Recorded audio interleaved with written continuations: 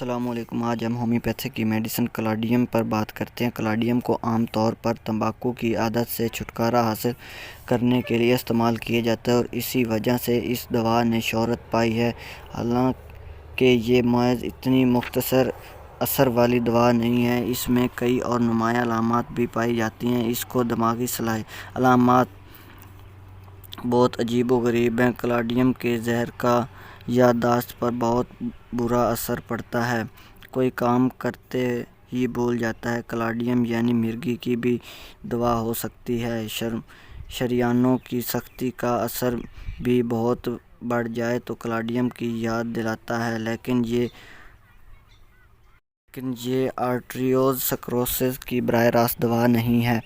کلاڈیم کی خاص علامت یہ ہے کہ مریض کوئی کام کر کے سوچے گا کہ اس نے کیا ہے یا نہیں، کوئی بات کسی کو کہنی تھی یا نامعلوم کہی کہ نہیں، خط لکھنا تھا لکھا تھا کہ نہیں۔ غرضاً روز مرہ کی زندگی میں ایک غیر یقینی صورتحال پیدا ہو جاتی ہے، لیکن یہ علامات کھانے پینے کے معاملہ میں ظاہر نہیں ہوتی۔ مثلاً ناشتہ کر کے نہیں بھولے گا۔ روز مرہ کی باتیں اس لیے بھولتی ہیں کہ انسان اپنی سوچوں میں کھویا رہتا ہے اور اسے یاد نہیں رہتا کہ جو کام اسے کرنا تھا وہ کیا ہے یا نہیں۔ بات نہیں کہ کلاڈیم کا مریض ذہنی دباؤ محسوس کرتا ہے کیونکہ اس کا دماغ بیک وقت دو طرح کے کام کرتا ہے، ایک اپنے روز مرہ کے کام اور دوسرے دماغی طور پر اپنے خیالات میں جکڑا رہنا۔ اسی لیے دماغ غیر حاضر رہتا ہے، جیسے فلسفی باتیں بھول جاتے ہیں۔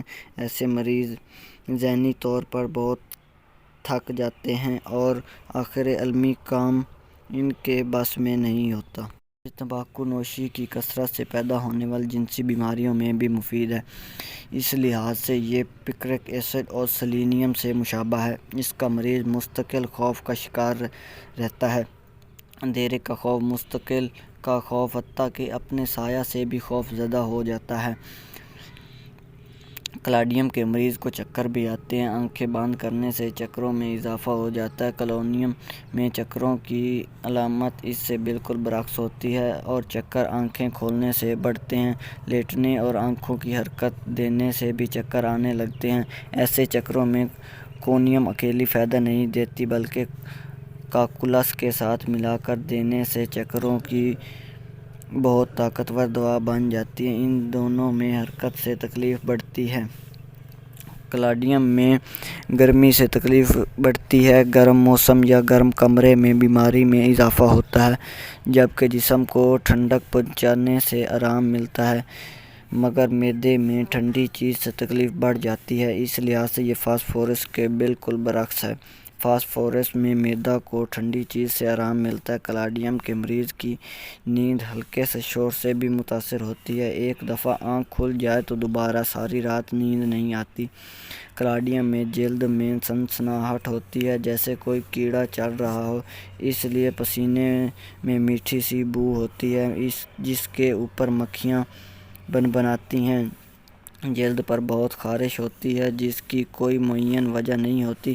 جسم میں کیڑا چلنے کا احساس بہت بڑھ جائے تو سارے بدن پر ہر وقت خارش ہونے لگتی ہے۔ ایگزیما یا دانوں کی کوئی علامت ظاہر نہیں ہوتی۔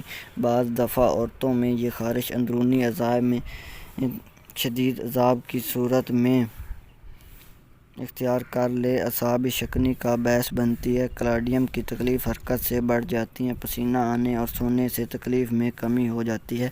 اس کے ساتھ ساتھ ہمارا یوٹیوب چینل سبسکرائب کر لیں تاکہ ہماری آنے والی نیو ویڈیو آپ تک جلد از جلد پہنچ سکے۔